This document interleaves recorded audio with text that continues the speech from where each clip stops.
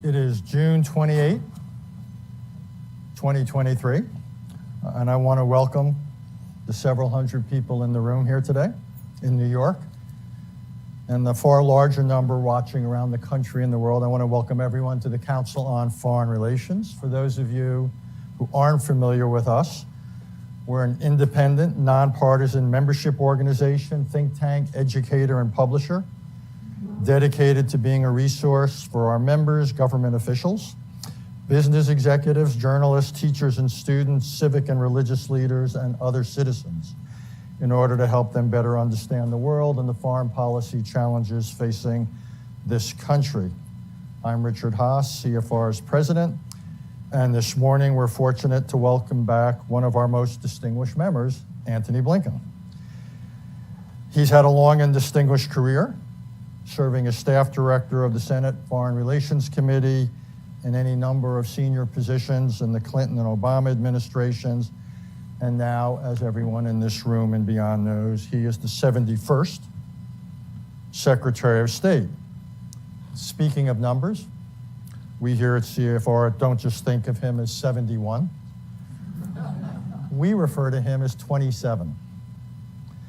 There have been 28 Secretaries of State since 1921 when CFR was founded, and Secretary Blinken is the 27th to appear here at CFR. I'm one of 16 to speak here while Who did you miss, Richard? Interesting enough, it was John Marshall. Can't quite read into that. Just is. I guess if you have a planned name for you, you won't be invited back, something like that. Timing accounts for a lot in life, and our timing could hardly be better. Secretary has recently traveled to the Kingdom of Saudi Arabia, to China, to Europe, and over the past few days, he and his colleagues have been closely monitoring news out of Russia, and all this and more against the backdrop of a war in Europe that has now entered its 17th month. All of which to say is we are more likely to lack for time than topics. Two of us will begin with a half hour or so of conversation and then open it up to members for questions. I want to say again that today's meeting is on the record. Again, I want to welcome the Secretary, and I might add, Tony, that you today have had the sort of day I can empathize with, I can relate to. You go to Morning Joe, then you come to the Council on Foreign Relations. Welcome. Thank you. Great to have you. Before we get into some detailed questions, I want to take a step back. So let's start with your overall assessment of the world. You get up in the morning, got a lot on your plate. When you look out, where do you see the greatest danger? Where do you see the greatest opportunity? Thank you. Before getting into that, let me say two things. First, it is wonderful to be back in this room. I've spent many happy, enlightening hours here, sitting in this audience, occasionally being on this platform. It's great to see so many people together, not just in virtual space. And one other thing. My understanding is that this is Richard's last event as president of CFR. So it's hard to think of anyone who's done more to make this institution what it is over the last 2 decades. Extraordinary work. And I think it's fitting to start with, if everyone would, a round of applause for Richard Haas.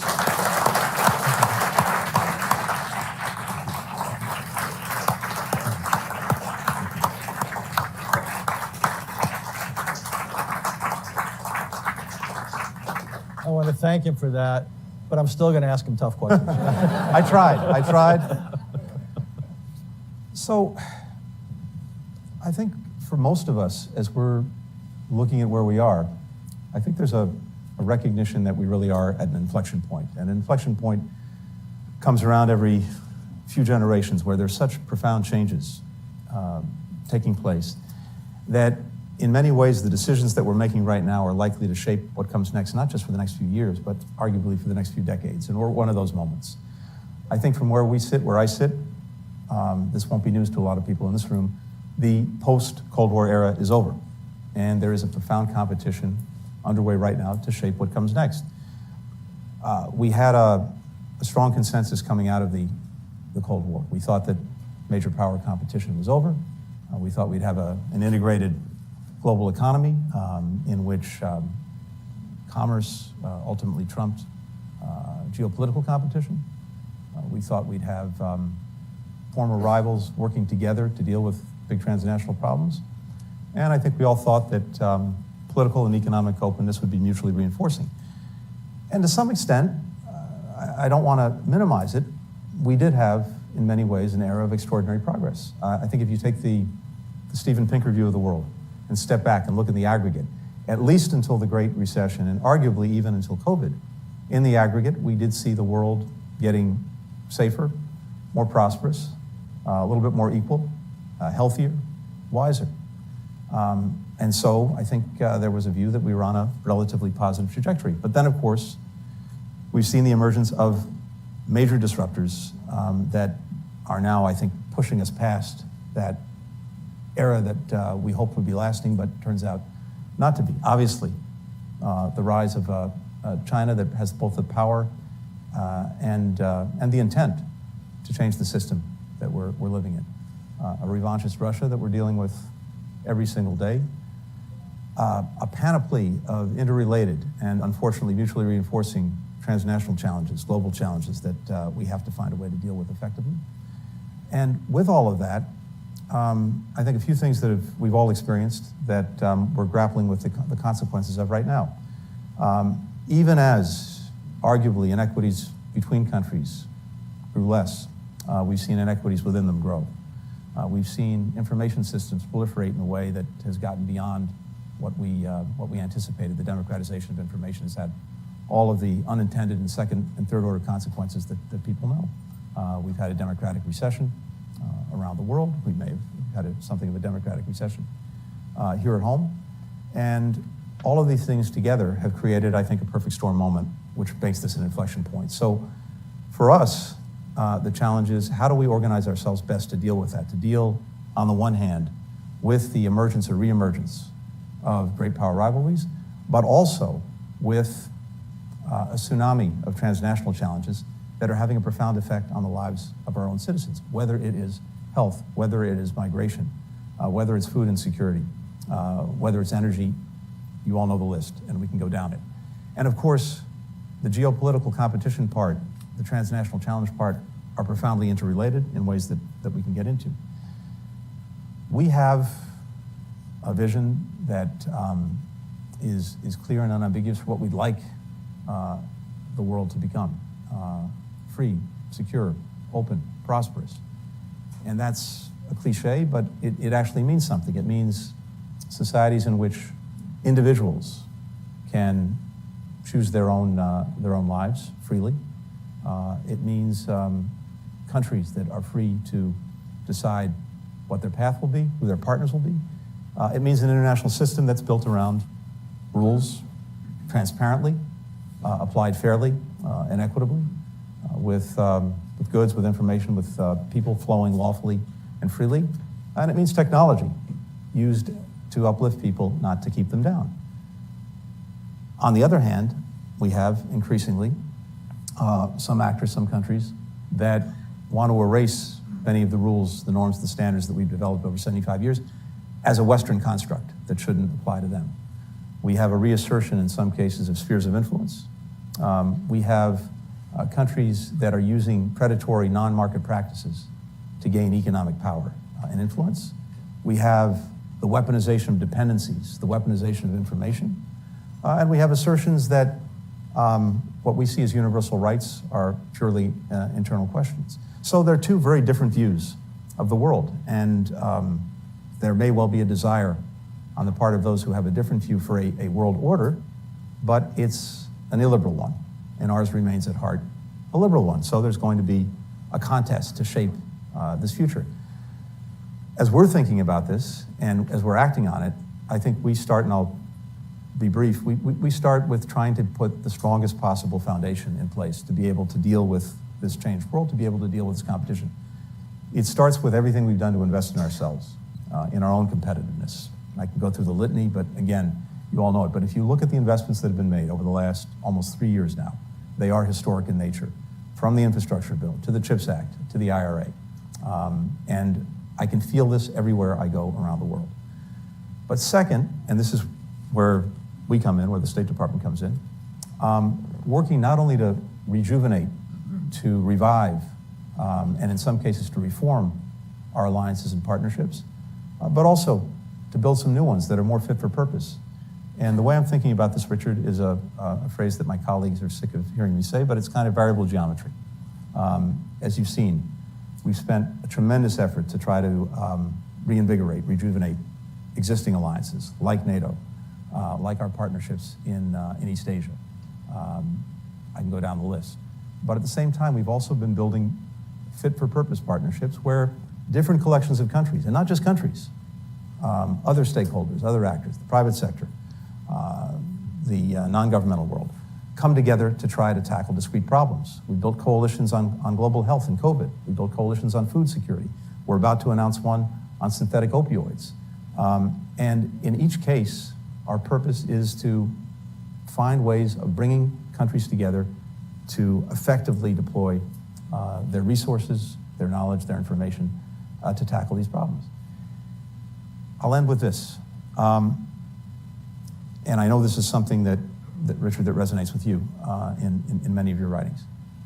I came to this with two very basic propositions, and I've seen those propositions, I think, validated by the experience we've had over the last 3 years. One is that if the United States is not engaged, if we're not leading, then one of two things. Either someone else is, and probably not in a way that advances our own interests and values, or no one is. And then you're going to have a vacuum that's probably going to be filled by bad things before it's filled by good things. The flip side of that coin is, in the 30 or so years that I've been doing this, I don't think there's ever been a greater premium than there is now on finding new ways to cooperate, to coordinate, to collaborate, both with other countries, institutions, and a variety of other stakeholders who are empowered in ways that they never were before, and so can be disruptors if you're not getting them on the takeoff, not just the landing. If you care about climate, if we're 15% of global emissions, we get everything right at home, that doesn't account for the other 85%. We've got to find ways to bring others along. If you're concerned about what we've experienced over the last 3+ years with COVID, we know that even if we do everything right here, if there's another variant out there somewhere, it can undermine everything we've done. So we have to build stronger global health systems. If you care about the technology that's in our pockets, that's shaping our lives every day, the norms, the rules, the standards that go along with that technology is probably being shaped in some windowless room in an international organization. So we have to find ways to make sure that not only are we in the room, not only are we at the table, but hopefully we're at the head of the table. So that's what we've been working to do. And I think on the big issues, on dealing with Russia, on dealing with China, we've managed to build greater convergence with other key players in the international system than we've seen. And on these big global challenges that are having a real effect on the lives of people here too, we're finding new ways to partner with countries, with institutions, to try to get at them, to try to get achievable results. Sometimes it takes a while. COVID's a good example of where we were probably slow off the mark, but once we got going, we had a real effect. So that's what I'm concerned with. It's putting in place and acting on these new building blocks, this new variable geometry of a world in which we can advance and shape the post-Cold War era. And if you were going to just sum that up, is that what, from your point of view, amounts to a Biden doctrine? I mean, what are you trying to calculate? I know, you're right in terms of a world defined by geopolitics and transnational issues. You want to basically have a liberal world order. To get from here to there, which is what doctrines are all about, how would you sum that up? Summed up really simply in that it starts at home. It starts with our strength at home, with our competitiveness, with the investments we're making. And then it goes to making sure that we are strengthening and, as necessary, forging new alliances and new partnerships, because we can't do it alone. So that to the extent there's a doctrine, and I always resist doctrines, it really is invest in ourselves at home and build these partnerships abroad. Well, if you want to resist doctrines, you've done it well, because you didn't quite give us a bumper sticker. Good. Okay, let's turn to Russia. Let's turn to the news at hand. You said on Sunday that events revealed, quote unquote, real cracks there. Mm-hmm. So it's a few days later. Is it your and your colleagues sense that these cracks are widening? Do we know enough? Is it just the opposite? We see these cracks narrowing? What is our sense of what's transpired in the last few days, which way the arrows are going? Well, first, this is a moving picture, and I don't think we've seen the last act. And I think we have to have a certain amount of humility in any predictions we make about where this is going. But I think we can say this, or at least we know this much. First, if you take a step back, it is genuinely extraordinary that we've gone from a place where we were 16 months ago, where you had Russian forces on the outskirts of Kyiv. They thought they would take the city in a matter of days. They thought they would erase Ukraine from the map as an independent country, to a place where we were this weekend, where you had forces moving on Russia's capital, Moscow, mercenaries of Putin's own making. That, in a way, encapsulates the extent to which this aggression against Ukraine has been a failure across the board for Putin. And we see it by virtually every metric. Russia is worse off economically. It's worse off militarily. Its standing in the world has plummeted. It's managed to wean Europe off of Russian energy in the space of a little over a year. It's managed to help NATO become stronger, more united, and bigger. And of course, it's managed to alienate virtually every Ukrainian and also unite Ukraine as never before. This last episode, showing to some extent the internal dimensions of this failure, I think speaks volumes. But I don't want to predict where this is going to go, when it's going to get there. I do know that Putin has a lot of new questions that he has to answer for. In some ways, you're echoing Prigozhin's critique basically of this war. Well, far be it for me to let's keep this in mind. Mr. Prigozhin is, like Mr. Putin, someone who has committed horrific atrocities in Ukraine, in Africa, in Syria. Wherever Wagner goes, death, destruction, exploitation follow. But the fact, Richard, that he directly challenged President Putin, the fact that, as you said, he questioned the very premises that Putin has advanced for the war, is significant. But again, how this plays out in Russia, it is ultimately an internal issue for them, and they're going to have to work through it. Okay, so how it plays out, I agree with you. But one place where we can be more than a bystander is when it comes to policy towards Ukraine. So the question is, we're now in month 17. Given what's happened, do we dial up or down what we say, what we do differently because of what's happened the last 5 days?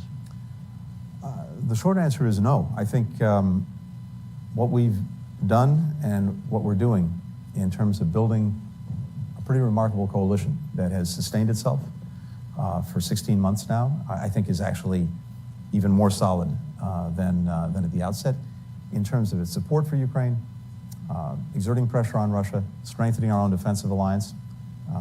We're sticking with that program. The only thing I'd say is that besides the rather extraordinary effort that's been underway to help Ukraine in the moment, to make sure that it has everything it needs for this counteroffensive, where it's trying to take back more of the land that was seized from it by Russia, there's also a longer-term aspect to this, and it's important in a number of ways. And the longer-term aspect is this. First, making sure that we're also working in a sustainable way to help Ukraine build up its deterrent and defense capacity for the medium and long term, so that Putin could not repeat this exercise in a year, in 2 years, in 5 years. And the flip side of that is something I just came back from in London. There was a reconstruction conference that brought together not only countries that care about Ukraine, not only the international financial institutions, but also the private sector, which ultimately is going to be the difference between a Ukraine that survives and a Ukraine that thrives, if the investment is forthcoming. And this longer-term plan is usually important in two ways. First, because it is the difference between a Ukraine that actually really succeeds. But second, because the biggest impediment right now to finding peace, a just and durable peace, and we can come back to that, the biggest impediment to getting to how we know this has to end at some point, a negotiation, diplomacy, is President Putin's conviction that he can outlast Ukraine and he can outlast all of us. The more we are able to disabuse him of that notion, the more likely it is that at some point he'll come to the table. So building on that, could one element of that be whether when we get together with our allies in 2 weeks or some other point that we extend Ukraine assurances? Charlie Kupchan and I have written about Article 4 assurances under the NATO treaty. Some have advocated Article 5. I think that might be premature. What matters more is what you think. Some have talked about the model of the Israeli relationship, but why not think about assurances for Ukraine, which further signals Putin that time is not his friend? Yeah. Richard, I think that's exactly right. And I've read carefully what you and Charlie wrote, as I always do.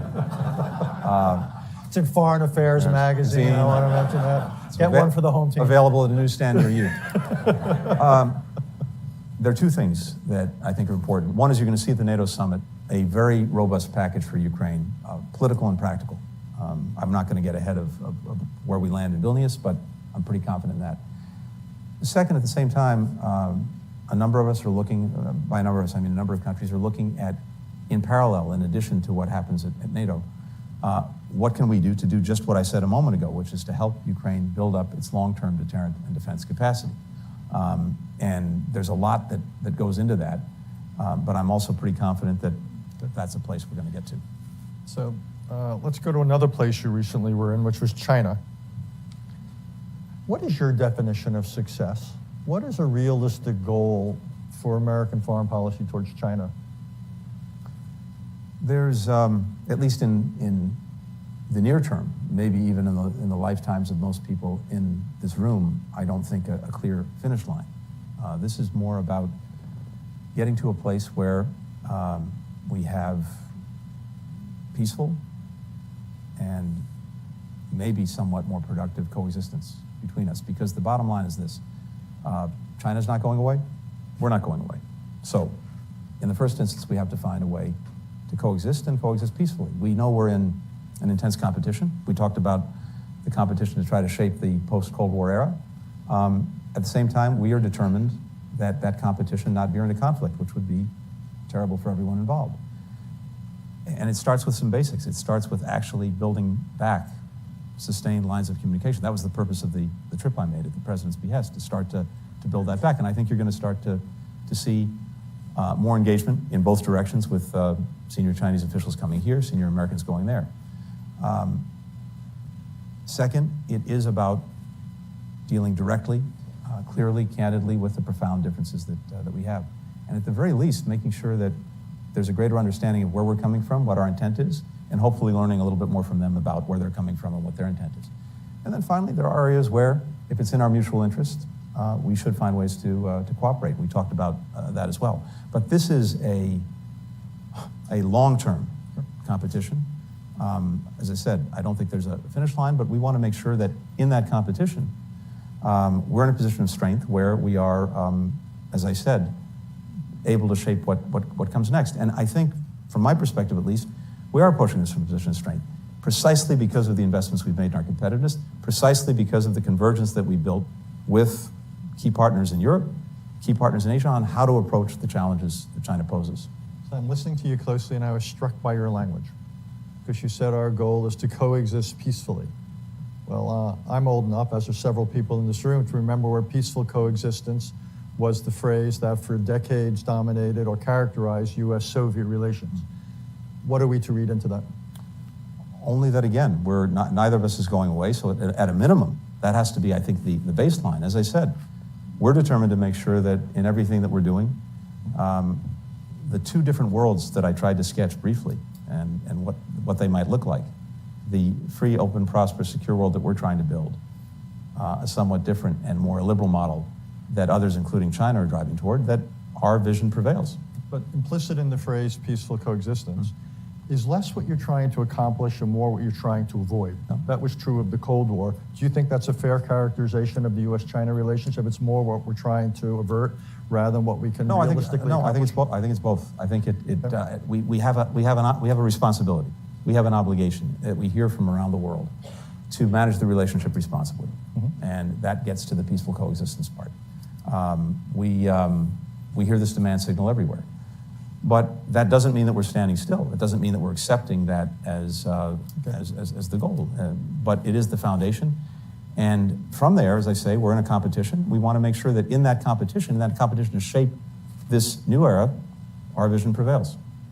So let me raise what could be the greatest threat to that ability, which is Taiwan. And if I may quote Secretary of State Blinken, I always hate it when people quote me, by the way. Last October, you said, referring to Taiwan, what's changed is this: the decision by the government in Beijing that the status quo is no longer acceptable, that they wanted to speed up the process by which they would pursue unification. You just spent time there. You spoke to Wang Yi, you spoke to the foreign minister, you spoke to, obviously, President Xi.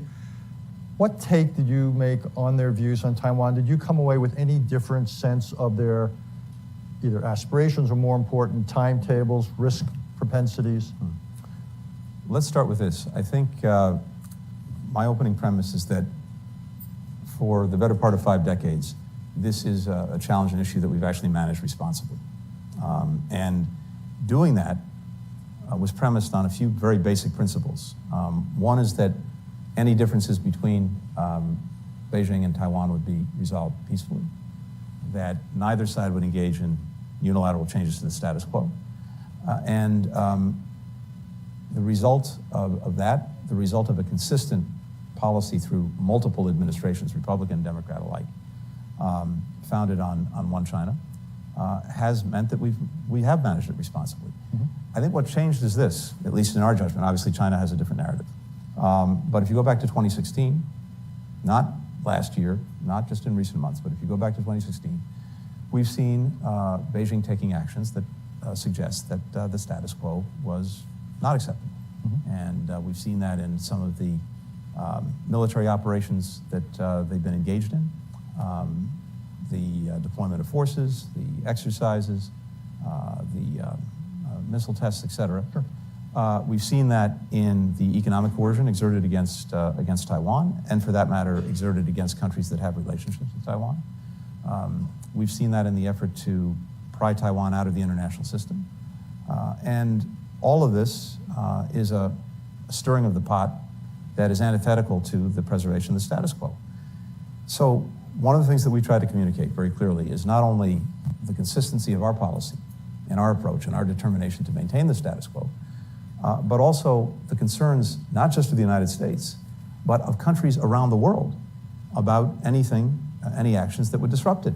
And there's a very clear reason for this. Even as China, of course, asserts that these are sovereign issues that should be relevant to no one else, and of interest to no one else, we all know this: 50% of commercial trade goes through that strait every single day. 50% of the container traffic in the world.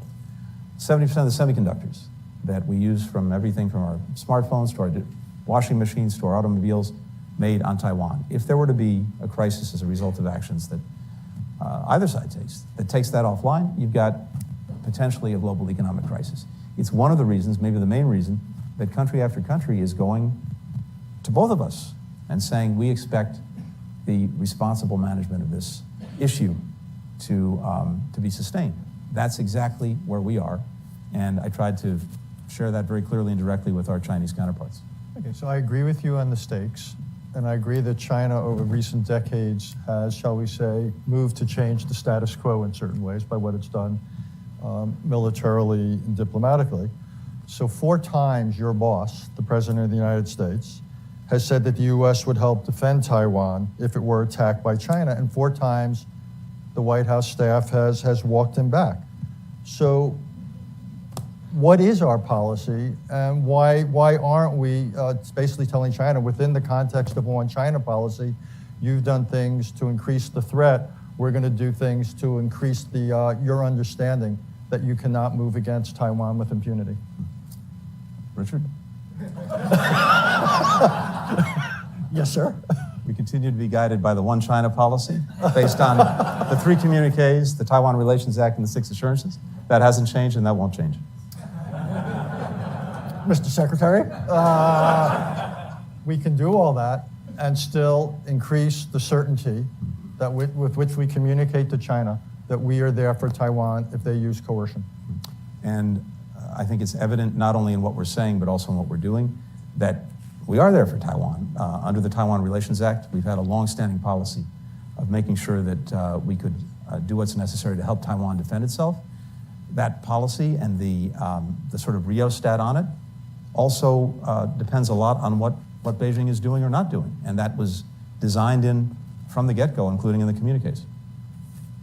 Okay, let me raise one other aspect of China. So while you were there, you raised the fentanyl issue. Yeah. And I read the language closely, and I have spent some time in that same building you are. This was a triumph of diplomatic, diplo-speak. Thank you. Where the two sides agreed to explore the creation of a working group. Love that. So there was that. And then I saw that China basically, however you say not now or take a hike in Mandarin, on establishing mill crisis communications. So my question is, on those two issues, am I misreading it? And then on other issues, for example, China's willingness to participate in the next round of nuclear arms control talks. The last time I raised it with a senior Chinese official, he basically said, no way. We've got to build up our nuclear arms. We're not interested. Do you get the sense that when China's looking at all these issues, where did you come away with optimism? Was it any of these issues? Was it possibly Ukraine? Is there any area where, again, you see some potential upside in China's diplomatic openness? Well, first, just taking the issues that you mentioned, let's start with fentanyl. And there's a good reason to start with fentanyl. And in a sense, it's really worth pausing on this for a second because, as I suspect most people know in this room, the number one killer of Americans aged 18 to 49 is fentanyl. So if you start from that premise, it makes sense that you'd want to be focusing a lot of your time and resources and effort on that, and we are. And indeed, as I mentioned, in just a couple of weeks' time, we'll be moving forward with a broader international coalition to deal with this. And it's a problem and a challenge that we've been facing for some time. We're doing it holistically, by which I mean there's a lot that has to go on in the United States, including reducing demand, dealing with treatment. At the same time, major law enforcement challenges. We have our border and making sure to the best of our ability that synthetic opioids can't get over the border with impunity. There's a lot of technology that goes into that.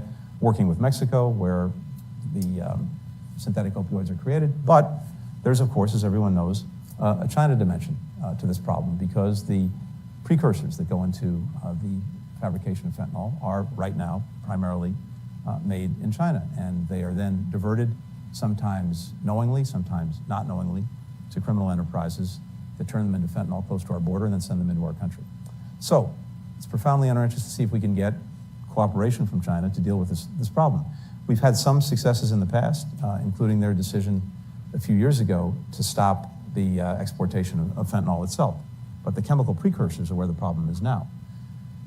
There's a lot that goes into this in terms of trying to elicit that cooperation, even as we are taking action against any institution,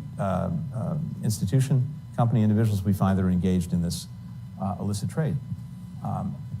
I believe, based on the sentence that you read, that we're actually getting to a place where we might actually get practical cooperation from China. And this is not as a favor to us. This is because what we're seeing around the world is a demand signal because fentanyl is now hitting many more countries. We've been the canary in the coal mine. Our market is actually saturated. The criminal enterprises engaged in synthetic opioids are now trying to make markets in other places, including in Europe, including in Asia. And so more and more countries are now raising their voice and saying, we need action on this, we need cooperation on this. I don't think China's going to be immune to that. So I have some modest hope that we can find a way to elicit their cooperation. We just got a few. I want to open it up to members. Let me just raise one other geography, which is the Middle East, because again, you were in the kingdom recently. Saudi, lots of reports about Saudi interest in security assurances. Lots of talk about Saudi Arabia potentially joining the Abraham Accords, normalizing relations with Israel. Where does that stand? And could you see yourself inviting the Crown Prince to Washington, despite our historic differences and President Biden's differences, simply because it's a necessary means to an end? which is a closer U.S.-Saudi relationship and a formal Saudi-Israeli relationship.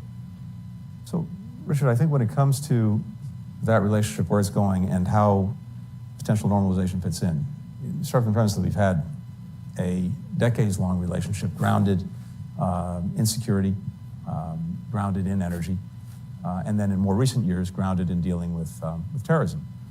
But now we see all sorts of new potential that goes to the dynamic of regional integration in the Middle East, with Saudi Arabia potentially in the middle of it, a de-escalation of conflict and crisis, with one notable exception, Iran, and as well the possibility to partner on game-changing issues and challenges, for example, with Saudi Arabia on everything from developing and meeting the incredible thirst around the world for quality infrastructure, to dealing with new communications networks going forward, including things like open radio access networks, where we're actually working with the Saudis. It's a long way of saying that, along with the foundational partnership that we've had, there are new horizons that are clear. And of course, we have a big stake. We came in with maybe the worst humanitarian situation in the world, being in Yemen, working to end that war. So there's also a dynamic in place whereby both Saudi Arabia and Israel, of course, are interested in the prospect of normalization. It is incredibly challenging, hard, not something that can happen overnight, but it's also a real prospect, and one that we're working on because, as you've alluded to, both the Saudis and Israelis are looking for us to play a particular role in that effort. We're very much engaged in it, and as I said, it's a challenging road, but it's certainly one that's possible. Don't you have an added problem, though, which is just as you're trying to do this, and perhaps bring the Saudis closer to the Israelis, it can't take place without a context, in this case, the Israeli-Palestinian relationship, which I've been watching it for 40 plus years, and it seems to me not that far from blowing. You're seeing now the considerable expansion of settlements, considerable expansion of violence, a real absence of centralized Palestinian authority, the most right-wing government we've seen in Israeli history. If we want to have a normalization between Saudi Arabia and Israel, it seems to me part of associated with that has got to be a degree of calm with Israelis and Palestinians. It seems to me we're on the verge of anything but that. Shouldn't we be doing more? Couldn't we be doing more to address this, to keep open, particularly keep open the possibility, the calm things, and keep open a two-state possibility? Yeah. In short, I agree with you. And that's no fun. Sorry. We've told our friends and allies in Israel that if there's a fire burning in their backyard, it's going to be a lot tougher, if not impossible, to actually both deepen the existing agreements as well as to expand them to include potentially Saudi Arabia. And I actually had this conversation just yesterday with my Israeli counterpart. It's a conversation I've had with the Prime Minister on a number of occasions. It's also, at least in our judgment as Israel's closest friend and ally, profoundly not in Israel's interest for this to happen, both because of the added degree of difficulty that this presents for pursuing normalization agreements or deepening them, but also because of the practical consequences. If, just to cite one example, if Israel were to find itself either by intent or by accident responsible for the West Bank with 3 million Palestinians and 500,000+ settlers, what is that going to mean in terms of the allocation of resources, including security resources, that Israel otherwise needs to be concerned about when it comes to Gaza, when it comes to Lebanon, when it comes to Iran? It doesn't really add up. So on both of those dimensions, and then of course there is the question of the future for the Palestinian people, something that we care deeply about, and we continue to believe strongly that two states is the way forward. As distant as that seems, it's usually important to at least keep a horizon of hope for people who don't have a lot, and in the meantime, to at least try to better their lives day in, day out. We are working on this. We've brought people together Arabs, Israelis, Palestinians in Aqaba and Sharm el-Sheikh to try to find a way forward to, in the first instance, de-escalate some of these tensions, to have both sides refrain from taking actions that are simply going to add fuel to the fire.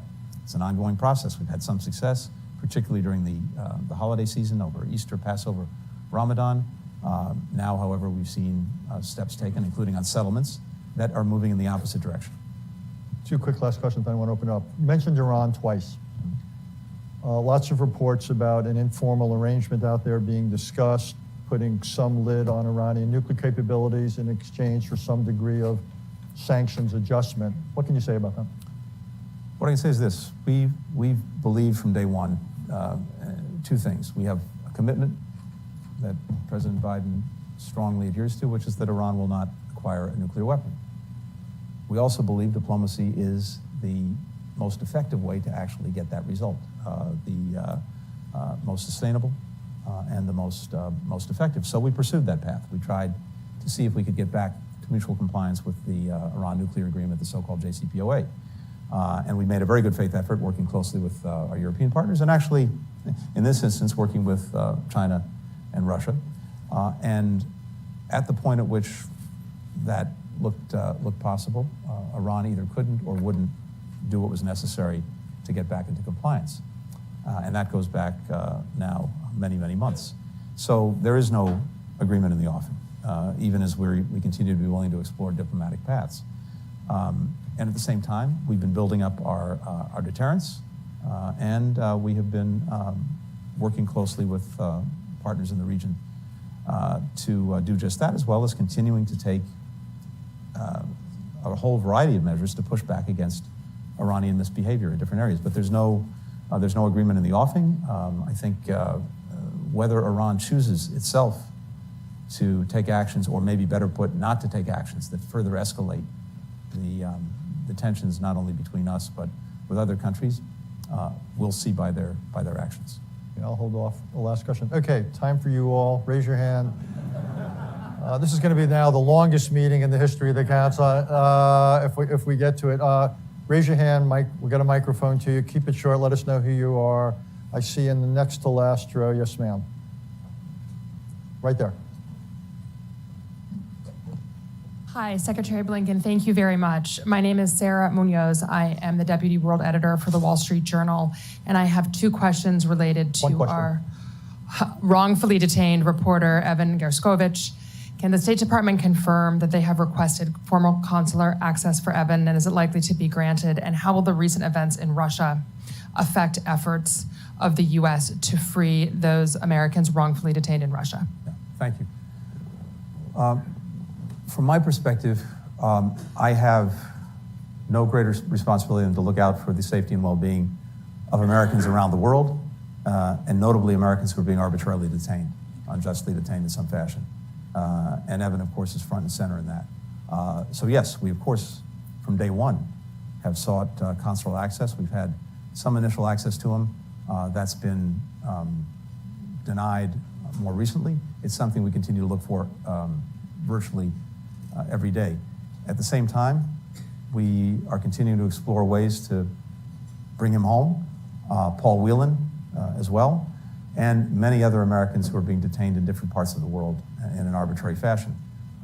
We brought a lot of Americans home over the last 2.5 years, but more to be done. And Evan is front and center in our thinking.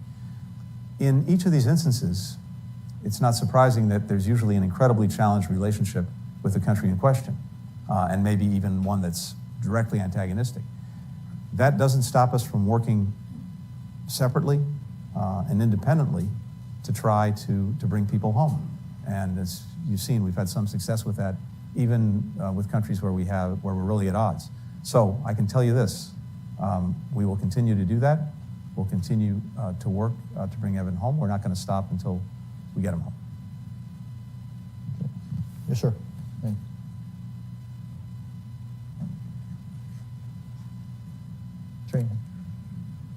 Jamie Metzler, One Chair World. Hi, Tony. Thank you.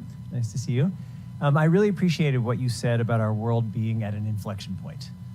At earlier times in history, 1648, 1945, we've been at inflection points like this in those cases after huge crises, and we've had to think structurally about what a global operating system upgrade might look like. How are you thinking about upgrades, whether it's to the UN or new institutions, to try to deal with the challenges we face? Jamie, thanks for the question. It's very much what we're about and what we're focused on. And as I said, it really goes to a few things. First is really we had to start first just re-engaging, as well as trying to re-energize and rejuvenate some of the existing alliances and partnerships. And I think we've done a reasonable job at doing just that.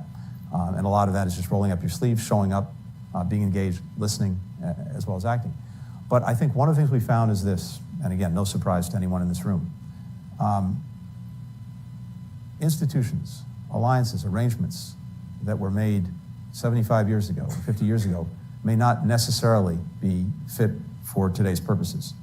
And so, along with trying to reorient, in some cases, the existing arrangements to deal with the challenges of this moment, we have tried to build new partnerships. And there, what we found, and something that you've done remarkable work on over the last years, COVID is a pretty good example of that. As I said, I think we were a little slow off the mark in terms of our global responsibilities, but once we got going, including working through COVAX to make sure that we were getting vaccines to people around the world free of charge, no political strings attached, we were actually quite effective. But even in doing that, we noticed that there were gaps. There were gaps on the last mile in terms of actually getting shots into arms. There were gaps in protecting healthcare workers who are on the front lines. There were gaps in dealing with misinformation and disinformation that was being used against this global effort. There were gaps in getting other therapeutics to people in need, and this is, of course, particularly acute in Africa. So we built a new coalition of countries that were either particularly interested in this, had particular resources that they could bring to bear, and we called it basically the GAP Coalition. And it was not very much in the headlines, but we did it among foreign ministers because to have a real impact and a sustained impact, yes, of course you need all of the expertise, health ministers, et cetera, but to make sure that there's a real political drive and imprimatur on this, it's useful to do it at that level too. And we put this together, and it was actually quite successful, and we can go through all the different metrics, in actually filling the gaps. We're doing this across the board. I mentioned the synthetic opioid coalition that we're going to put together and that will be announced in just a couple of weeks' time. We've done this with food insecurity as well. And we also have been doing this in different ways with things that Richard knows well in the Indo-Pacific, with the Quad, with India, with Japan, with Australia, with the United States, to try to deliver specific public goods in ways that our countries together, I think, are uniquely placed to do. It actually started, as you know, with vaccines, but now it's expanded out. So it's exactly this combination of revitalizing existing institutions, reforming them as necessary. The UN is one place where you may have heard the president speak to this at the last General Assembly. We're really intent on trying to pursue reform of the Security Council, reform of the institution more broadly. The international financial institutions, multilateral development banks, it's a major effort underway to make sure that they're much more effectively addressing the needs in this moment. We started with the special drawing rights. I think there's more that we can do. We need Congress for that. We're looking at how capital is allocated, and allocated in ways that, again, address things like climate change, which is the biggest demand signal, food insecurity. And we're also looking at greater speed and efficacy in the way these institutions function. Janet Yellen, and we were working on that very closely together. So I think it's a combination of all of these things. It's the existing institutions, it's building new ones that are fit for purpose, and as I said, it's also finding new tools, including in the international system. Last thing is this. This is, in my mind, something that's been very powerful because there really is a recognition, even with countries that have different systems, different political orientations, that there is a common interest, a shared interest in trying to tackle some of these problems, and there is a shared interest in actually establishing some basic rules, basic understandings, and trying to live by them. And we see that play out every single day. Let's get a question from Zoom land. We'll take our next question from Tamika Tillman. Hi, Secretary Blinken. This is Tamika Tillman. It's great to see you and to have you with us. You had touched a couple of times in your remarks on technology and the importance of technology in shaping the evolving world order. You've done a lot of good work at the State Department to build new infrastructure for dealing with that. What will it look like going forward, not only for the State Department, but for public institutions generally that have historically struggled to adapt to rapid innovation in other fields? Yeah. Micah, thank you. One of the things that I've learned the hard way in 30 years of government, I suspect, Richard, you had the same experience, is that governments, the foreign policy apparatus, to some extent the domestic apparatus, is usually not great at understanding new technologies, adapting to them, figuring out what government's role needs to be in shaping them and in regulating them. In the foreign policy space, most of us are not brought up in scientific, technological disciplines, and that's a deficit.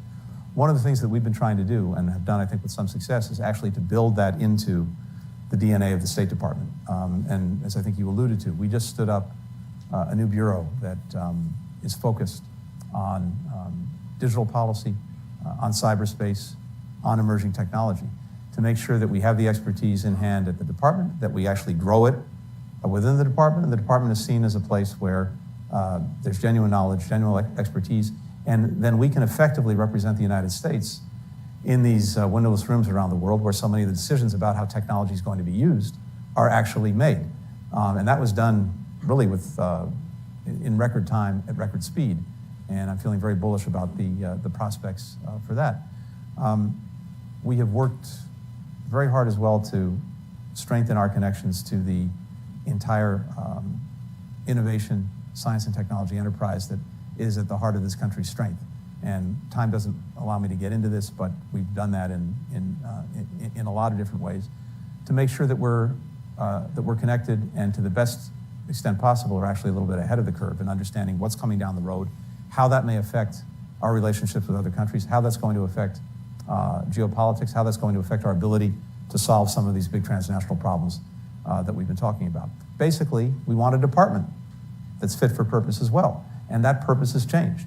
If you look at what really matters to people, of course, the bread and butter issues of war and peace, preventing conflict, making peace, doing the day in, day out work of relations between countries, that remains our bread and butter.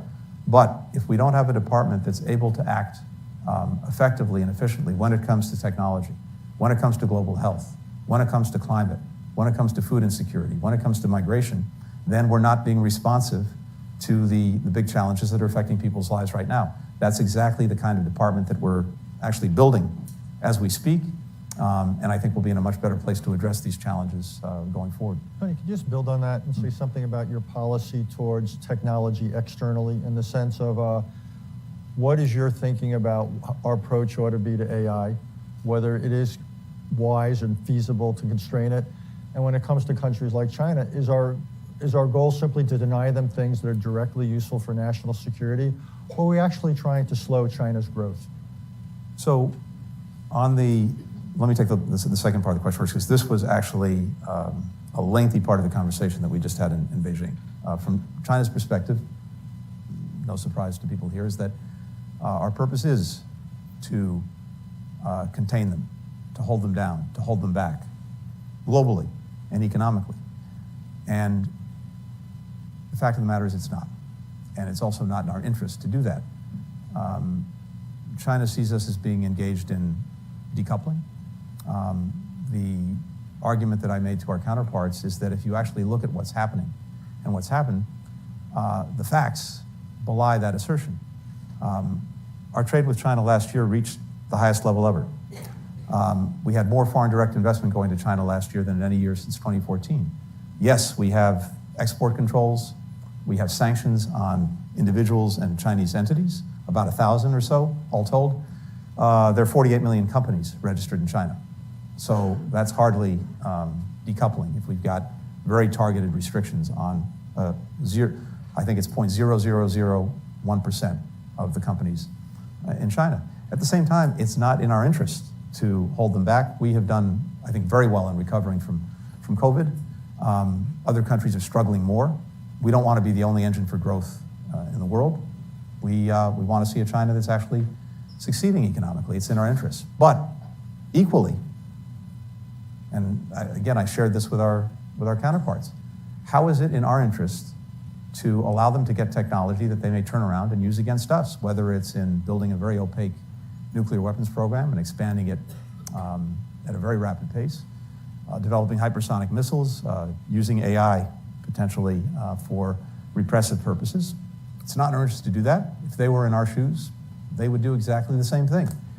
And so the very targeted, very narrowly defined controls that we put in place are designed to prevent that. Now, it's an ongoing conversation, but I think it's usually important. When it comes to AI more broadly, obviously that's the subject of the day, particularly when it comes to generative AI.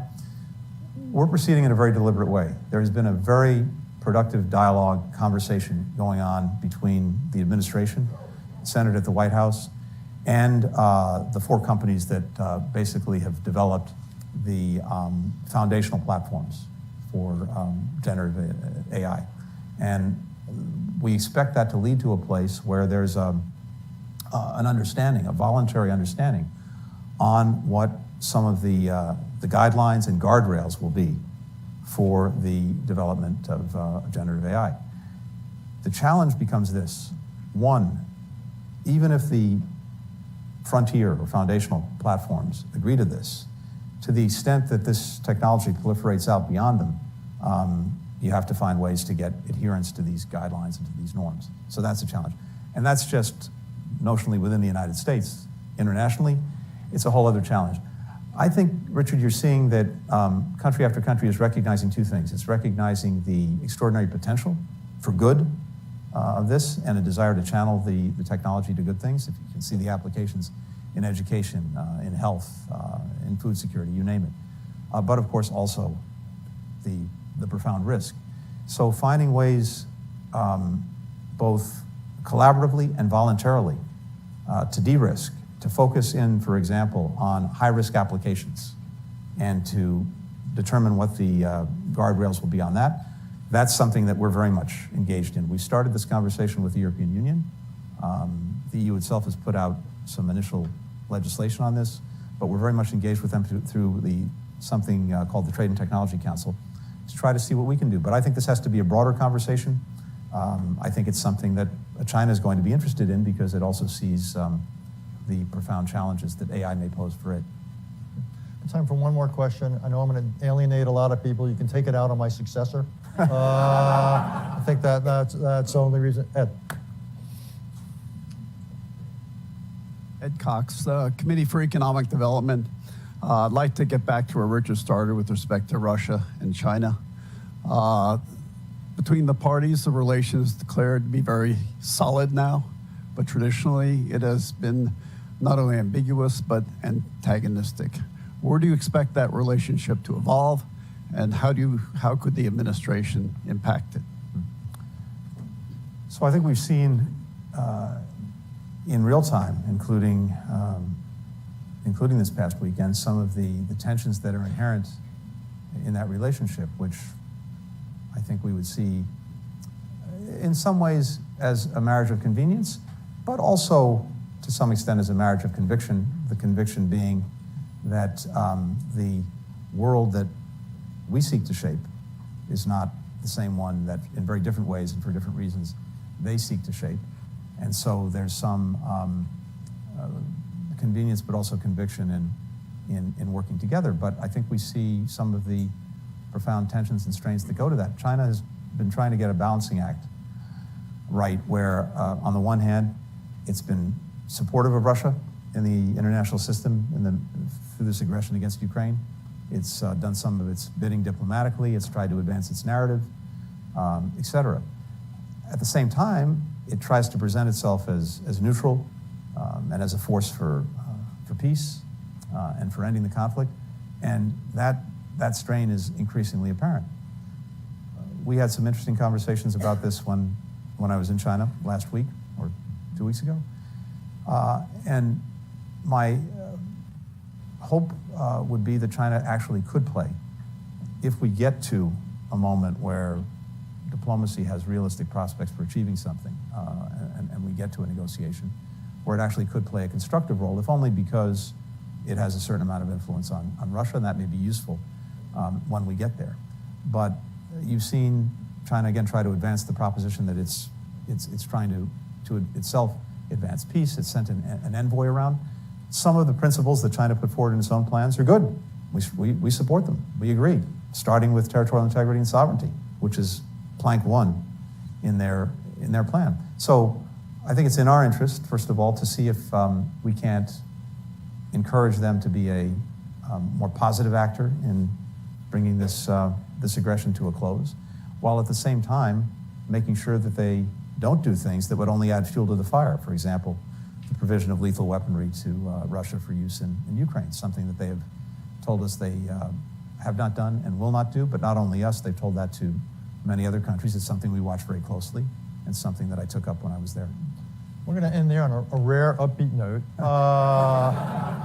Uncharacteristic, not a precedent, I can assure you. I want to, by the way, just commend while we're here, the new task force on U.S. policy towards China and Taiwan on CFR.org. It's a really valuable, thoughtful piece of work. If you haven't looked at it, you should. I want to thank the Secretary of State for two things.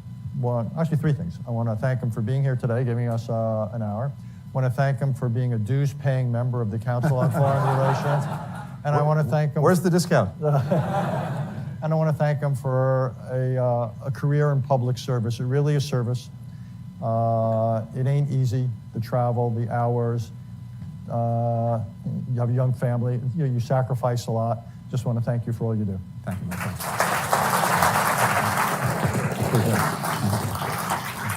Thank you all.